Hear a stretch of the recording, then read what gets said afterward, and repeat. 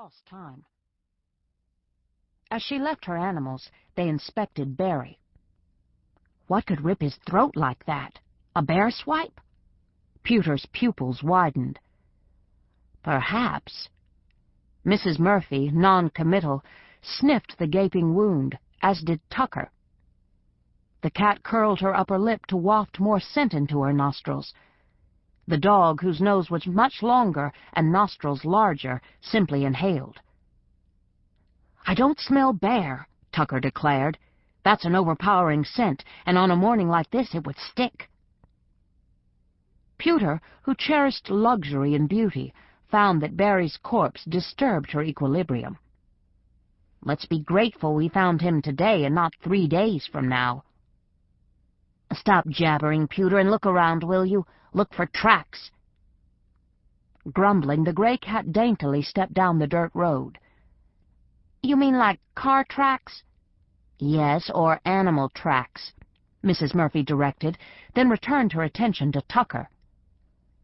"Even though coyote scent isn't as strong as bear, we'd still smell a whiff. Bobcat? I don't smell anything like that, or dog. There are wild dogs and wild pigs back in the mountains. The humans don't even realize they're there." Tucker cocked her perfectly shaped head. "No dirt around the wound. No saliva, either." "I don't see anything. Not even a birdie foot." Pewter, irritated, called out from 100 yards down the road. "Well, go across the creek, then, and look over there." Mrs. Murphy's patience wore thin. "And get my paws wet?" Pewter's voice rose. "It's a ford, hop from rock to rock. Go on, Pewt, stop being a chicken." Angrily, Pewter puffed up, tearing past them to launch herself over the ford. She almost made it, but a splash indicated she'd gotten her hind paws wet. If circumstances had been different, Mrs. Murphy and Tucker would have laughed. Instead, they returned to Barry. "I can't identify the animal that tore him up." The tiger shook her head. "Well, the wound is jagged but clean. Like I said, no dirt." Tucker studied the folds of flesh laid back. "He was killed lying down," the cat sagely noted. "If he was standing up, don't you think blood would be everywhere?" "Not necessarily," the dog replied, thinking how strong heartbeats sent blood straight out from the jugular. Tucker was puzzled by the odd calmness of the scene. "Pewter, have you found anything on that side?" "Deer tracks. Big deer tracks." "Keep looking," Mrs. Murphy requested. "I hate it when you're bossy." Nonetheless, Pewter moved down the dirt road, heading west. "Barry was such a nice man." Tucker mournfully looked at the square-jawed face, wide-open eyes staring at heaven. Mrs. Murphy circled the body. "Tucker, I'm climbing up that sycamore. If I look down, maybe I'll see something." Her claws, razor-sharp, dug into the thin surface of the tree, strips of darker outer bark peeling, exposing the whitish underbark. The odor of fresh water, of the tufted titmouse above her, all informed her.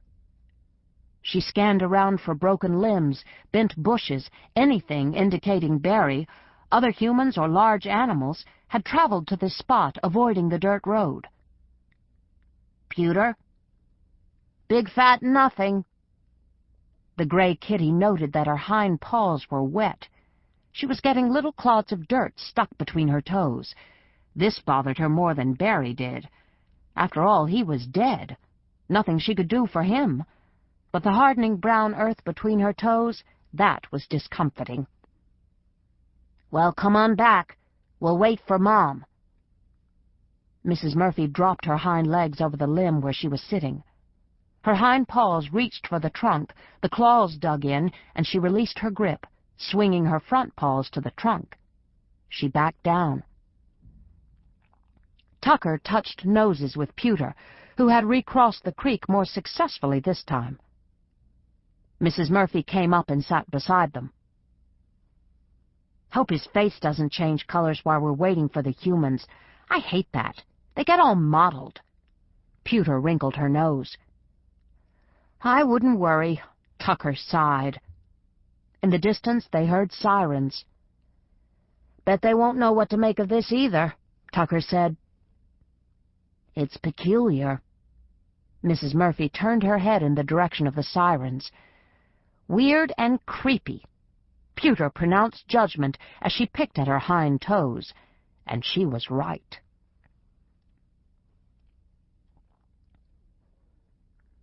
Chapter 2.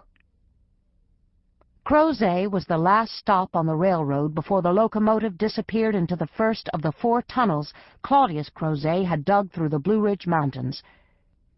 This feat, accomplished before dynamite, was considered one of the 7 engineering wonders of the world in the mid-19th century.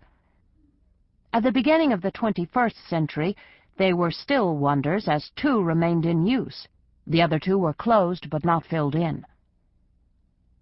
On the other side of the Blue Ridge Mountains reposed the fertile and long Shenandoah Valley, running from Winchester, Virginia, by the West Virginia line all the way to North Carolina. The Allegheny Mountains bordered the huge valley to the west. But on the eastern slopes of the Blue Ridge Mountains, the land, although not as fertile, could be quite good in patches. Harry's tidy farm rested on one of those patches. Although lacking the thousands of acres of Tally Urquhart, she owned 400 acres, give or take, plus she had kept her tobacco allotments current, allotments secured by her late father shortly after World War II. Still, like many a Southerner, and especially a Virginian, Harry was land poor. Good land, little cash. Deputy Cynthia Cooper drove down the long drive with Harry in the front seat, her animals in the back of the squad car, stones crunching underneath her tires. House or barn? House. Did my barn chores. Want coffee or tea? Love coffee. Cooper stopped, cut the motor as Harry opened the doors for Mrs. Murphy, Pewter, and Tucker. The animals raced ahead, ducking through the animal door on the side of the screen door, and then through the second animal door in the kitchen door. Harry and Cooper followed them. 10:30. I hadn't paid attention to the time. She ground coffee beans in a small hand grinder as she put up water for tea. Harry loved the smell of coffee, but couldn't drink it, as it made her too jumpy. There's cornbread in the fridge. Miranda made a mess of it yesterday. Miranda Hagendauber, a lady in her 60s, worked with Harry at the tiny Crozet post office, where Harry was postmistress. The light inside the refrigerator illuminated Cooper's badge. She pulled out the cornbread and some sweet butter. Applesauce? Harry nodded. Church of the Holy Light. Last fall the applesauce had been cooked up to perfection by the ladies of the small church to which Miranda belonged. Harry attended St. Luke's Lutheran Church, where her friend, the Reverend Herbert Jones, was the pastor. She sat on the parish guild, impressing other older members with her organizational skills. Here. Harry refilled the cat's dried food bowl, then reached into a large stoneware cookie jar to give Tucker a smoked pig's ear. Thank you. The corgi solemnly took the tasty ear, remaining in the kitchen to chew it because she didn't want to miss anything. You okay? Why wouldn't I be? It's not every day you find a dead man. Dying. He was dying when we reached him. Yeah, I'm okay. I feel terrible for him, but I'm okay. Gurgling. Pewter added the vivid detail. Right. Cooper opened a drawer, grabbed 2 yellow and blue linen napkins, placing them by the plates. A country person herself, Cooper understood that country people lived much closer to life and death than most urban or suburban people. It was good of Rick to allow you to take me home. I could have walked. Rick Shaw was sheriff of Albemarle County, an elected position and one growing ever more difficult as more wealthy people moved to this most